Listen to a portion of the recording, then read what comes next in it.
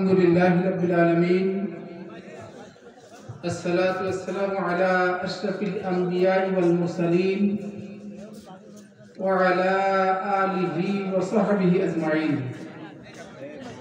فقد قال الله تعالى في كلامه المجيد والفرقانه الحميد الذين كفروا وصدوا عن سبيل الله أضل أعمالهم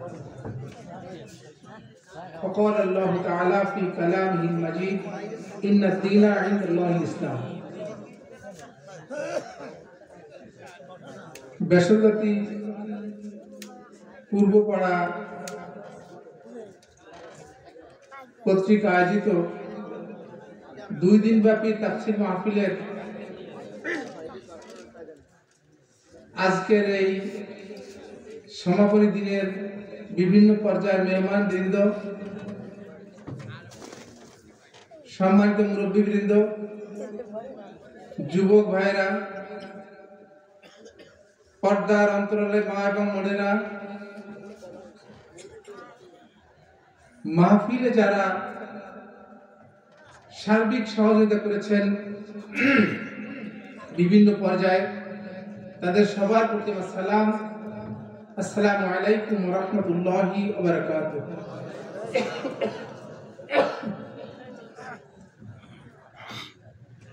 কণ্ঠের অবস্থা বেশি ভালো নয়, এই জন্য কথাকে দীর্ঘায়িত করা যাবে না। আমি সূরা মুহাম্মদের প্রথম আয়াত তেলাওয়াত করেছি আপনাদের সামনে। আল্লাহ বলছেন, আল্লাযীনা কাফারু, যারা কাফের, ও সাদ্দু আন সাবিলিল্লাহ, তারা আল্লাহর পথে চলতে বিরোধিতা করে, বাধা দেয়। আদাল্লা আমালাহুম, তাদের সমস্ত আমল বরবাদ করে দেওয়া হয়। 3টা কথায় একটা আয়াত আল্লাহ বলেছেন। একটা বলেছেন আল্লাযীনা কাফারু, কাফের কারা? কাফের শব্দের অর্থ হলো অকৃতজ্ঞ, অস্বীকারী, যারা আল্লাহর বিধানকে কাজে বাস্তবায়ন করতে চায় না, তাদেরকে আল্লাহ রাব্বুল আলামিন এখানে কাফের বলেছেন। ওয়াসাদ্দু আন সাবিলিল্লাহ, যারা আল্লাহর রাস্তায় চলতে বিরোধিতা করে। সমাজ ভাইরা, আমাদের আগের বক্তা রুহুল ভাই অত্যন্ত ভালোভাবে বুঝিয়েছেন। আমি আপনাদের সামনে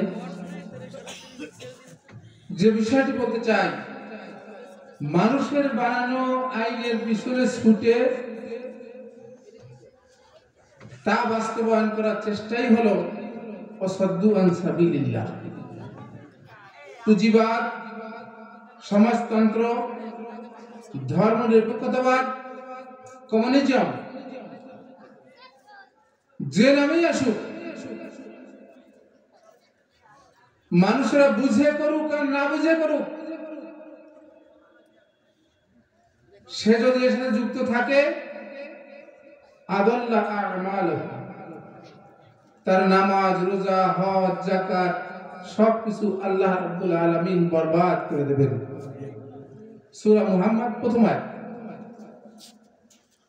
বাংলাদেশে আল্লাহর আইনের বিরোধিতা নানা ফ্রন্টে নানা ভাবে হয়েছে,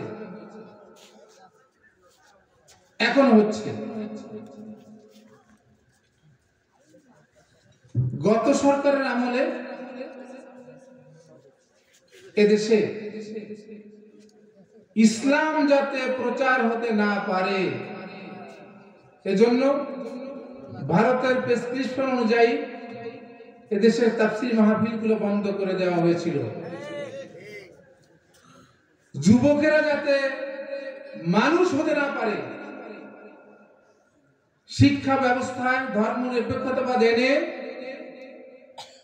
শিক্ষার 12টা বাজানো হয়েছিল। পরীক্ষা পদ্ধতি তুলে দিয়ে এ জাতির সন্তানদেরকে পঙ্গু বানানো হয়েছিল। বৈষম্য বিরোধী ছাত্র আন্দোলনে পতনের পর কিছুটা হলেও আবার শিক্ষা ব্যবস্থার দিকে ঝুঁকে পড়ার মতো একটা অবস্থা তৈরি হয়েছে। এই যে অবস্থা বাংলাদেশের পরিবর্তন হয়েছে, দাদারা এই পরিবর্তনকে মনে প্রাণে মেনে নিতে পারেনি। তারা এই বাংলাদেশটাকে করদ রাজ্যে পরিণত করতে চেয়েছিল। তারা মুসলমানদের, এদেশের মুসলমানদের ঈমান আকীদাকে কোনো মূল্য দিতে চায়নি। কিন্তু আমি বলতে চাই, ভারত রাজ্যে যত বড় হোক, সেনাবাহিনী যত বেশি হোক, মানুষ যত বেশি হোক, কিন্তু বাংলাদেশের মুসলমানদের ঈমানের সামনে তা কিছুই নয়। মুসলমানদের ঈমান, মুসলমানদের ঈমান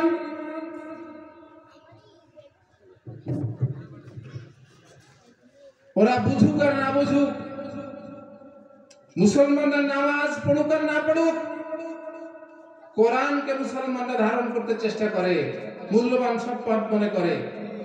আলেম ওলামাদের ইজ্জত মুসলমানরা বাংলাদেশে দিয়ে থাকে। সুতরাং বাংলাদেশ নিয়ে যতই ষড়যন্ত্র করুন, পরিবর্তিত এই প্রেক্ষাপটে বাংলাদেশকে আর করদ রাজ্যে পরিণত করা যাবে না। সম্মানিত ভাইরা, আমাদের সমাজের এই দুর্দশার মূল কারণ হলো অযোগ্য নেতৃত্ব, অসৎ নেতৃত্ব। যতক্ষণ পর্যন্ত আমাদের এই প্রিয় মাতৃভূমিতে সৎ ও যোগ্য নেতৃত্ব প্রতিষ্ঠা না হচ্ছে, ততক্ষণ পর্যন্ত এ জাতির ভাগ্যের পরিবর্তনে আশা করা যায় না। সৃষ্টি যার, আইন চলবে তার।